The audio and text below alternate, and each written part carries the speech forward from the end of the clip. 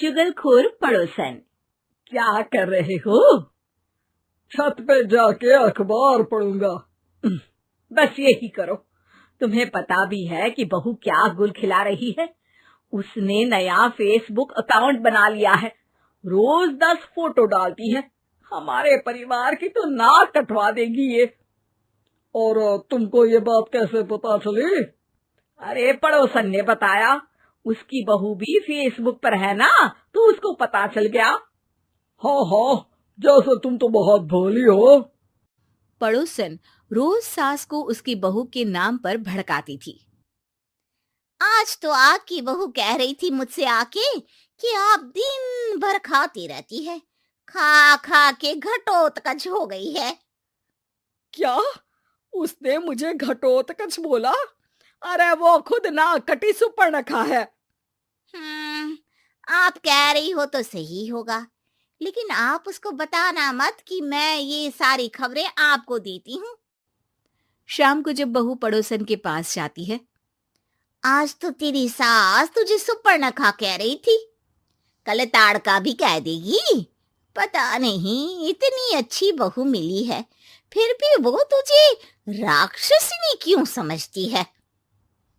आप कितनी अच्छी हैं। आप मेरी सास की हर बात मुझे बता देती हो, वरना मुझे पता ही नहीं चलता कि वो मेरी पीठ के पीछे इतनी बुरी बात करती है। चालाक पड़ोसन रोज ही दोनों सास बहू के सामने उन दोनों की ही बुराई करती और चुगली करके बातें बता देती, ताकि दोनों में हमेशा लड़ाई होती रहे। आपने तो बस छत पे बैठ के अखबार पढ़ना है और चाय के घूंट पीना है। बहू की वजह से मुझे तो जहर के घूंट पीने पड़ रहे हैं। कल वो मुझे मोटी घटोत्कच बोल रही थी। तो तुम भी तो उसको नाक कटी सुपर्णखा बोल देती ना। हाँ हाँ, वही बोल दिया मैंने उसे। आप मुझे कितना समझते हो। बहुत अच्छे से। अब मुझे वो ये बात पड़ोसन ने बताई ना, वही तो है आपकी शुभ चिंतक। पर मैं इस बहू को ना सबक सिखा के ही रहूंगी। जरूर सिखाना चाहिए, पर आज तुम मेरे साथ शाम को छत पे बैठना, एक तरकीब बताऊंगा। बिल्कुल बिल्कुल, कितना ध्यान रखते हो जी आप मेरा।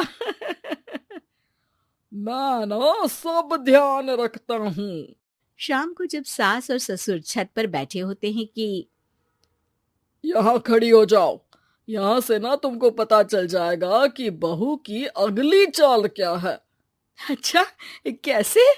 सवाल मत पूछो, जैसा कह रहा हूं वैसा करो। थोड़ी देर में ही छत पे बहू की आवाज आने लगती है। मेरी सास लायक ही नहीं है। मुझे पता होता तो सास बहू की भी कुंडली मिलवा लेती पहले ही। तेरी सास तो मुझे भी पसंद नहीं है।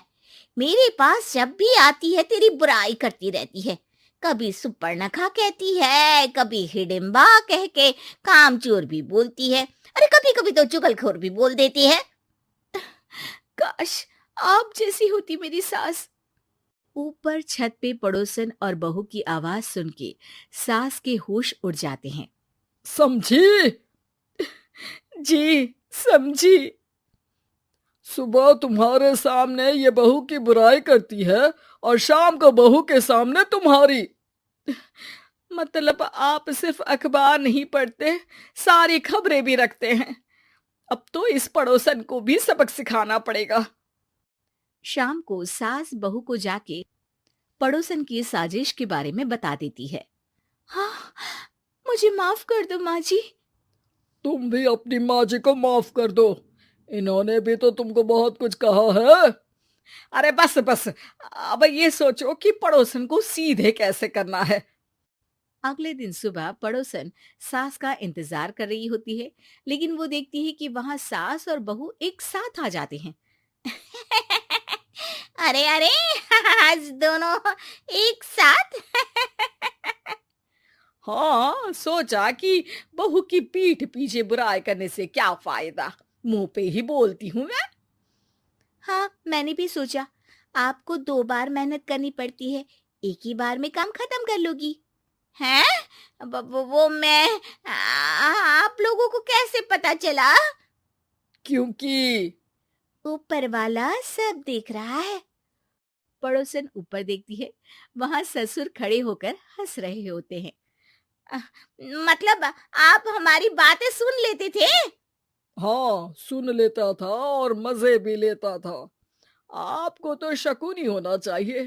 क्या चाल खेली है आपने, एकदम सास बहू के सीरियल जैसी। तो बताओ पड़ोसन जी, मेरी बहू ने आपसे अब मेरे बारे में क्या बोला? यही बोला कि सास बहुत अच्छी है, बहुत ध्यान रखती है। अच्छा, और सास ने मेरी क्या बुराई की?